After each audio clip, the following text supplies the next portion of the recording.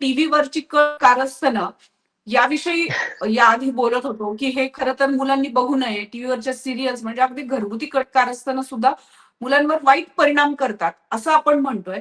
पण इथे मात्र हा अतिशय अतिसंवेदनशील कंटेंट आहे आणि त्याबरोबरीनं पुन्हा येणारी कारस्थानं आहे. अशा 2 भागांमधला हा विषय आहे. तर ह्या कारस्थानांचा थेट परिणाम हा त्यांच्यावर कसा होऊ शकतो? हे बघ, आता कॉन्स्पिरसी थिअरीज ज्या आहेत त्या प्रचंड प्रमाणात चालू आहेत आणि त्याच्यातल्या काही थिअरीज ज्या पूर्वीपासनं आलेल्या होत्या त्या खऱ्या होताना पण मुलं बघता आहेत. म्हणजे पूर्णपणे नाही, पण काही अंशी त्याच्यात तथ्य आहे असं पण दिसतंय. त्यामुळे कॉन्स्पिरसी थिअरीज ज्या असतात त्याच्याकडे अट्रॅक्शन हे कायमच राहिलेलं असतं ऑडियन्सचं. कारण ह्या सगळ्या कुठल्याही घटनेला दुसरी बाजू काय आहे, तिसरी बाजू काय आहे किंवा वेगळे अँगल्स काय लोकं सांगू बघता आहेत. त्याच्यातलं गॉसिप ह्या सगळ्याच गोष्टी मानवी मनाला नेहमीच अट्रॅक्ट करतात. त्यामुळे कॉन्स्पिरसी थिअरीज ह्या म्हणजे अगदी 2010 पासनं खरं तर ह्या विषयाच्या सुरू आहेत आणि त्याच्यावरती विश्वास ठेवण्याचा प्रकारही खूप मोठ्या प्रमाणावरती वाढतोय असं मला वाटतं. म्हणजे प्रॉब्लेम काय होतोय, की कॉन्स्पिरसी थिअरीवरती मी विश्वास ठेवायचा का नाही, याच्यासाठी जी पडताळणी करणं आवश्यक आहे, की मी जो कंटेंट बघतेय तो बरोबर आहे का? तो ऑथेंटिक आहे का? किंवा जो माणूस मला हा कंटेंट सांगतोय, जो यूट्यूबर मला हा कंटेंट सांगतोय, तो ऑथेंटिक आहे का? हे बघितलं जातच आहे असं नाही.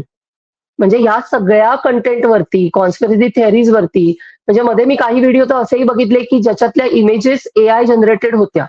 म्हणजे एफसीन फाईल्सच्याच इमेजेस वापरून पण एआय जनरेटेड अजून त्या इंटेन्सिफाय केलेल्या किंवा अजून विकृत केलेल्या. तर आपण काय कंटेंट बघतो आहोत ह्याच्याकडे खूप डोळसपणे बघण्याची आत्ता गरज आहे. कारण म्हणजे ज्याला हायपर रिअलिस्टिक असं म्हटलं जातं. ही एक टर्म आहे जिथे व्हिज्युअल्स ही ऑलमोस्ट रिअलिस्टिक वाटावीत, खरी-खुरी वाटावीत, इतक्या खऱ्या वास्तव इमेजेसच्या जवळ जाणाऱ्या इमेजेस आता तयार करता येतात, ज्याला हायपर रिअलिस्टिक म्हटलं जातं. अशा इमेजेस जेव्हा तुमच्या समोर येतात, तेव्हा तुम्हाला हे समजू शकत नाही, की हे खरं आहे का खोटं आहे.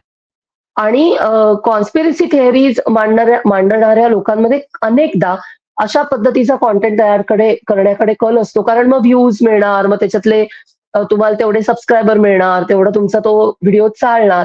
हे सगळं जे गणित आहे त्याच्या मागचं, हे गणित मुलांनी समजून घेणं आत्ता खूप गरजेचं आहे, की आपल्याला टार्गेट केलं जातं जेव्हा कंटेंटच्या माध्यमातून, तेव्हा मी टार्गेट मुळात व्हायचंय का नाही आणि मी स्वतः त्या कंटेंटच्या बाबतीत जागरूक जर राहिले, तर त्याचा जो इम्पॅक्ट आहे तो मी ॲट बॅलन्स करू शकते, मॅनिप्युलेट करू शकते. कारण आत्ता काय होतंय, एकतर टीनेज हे वय असं असतं, की जेव्हा तुमचं इमोशनल रेग्युलेशनची कपॅसिटी एवढी डेव्हलप झालेली नसते.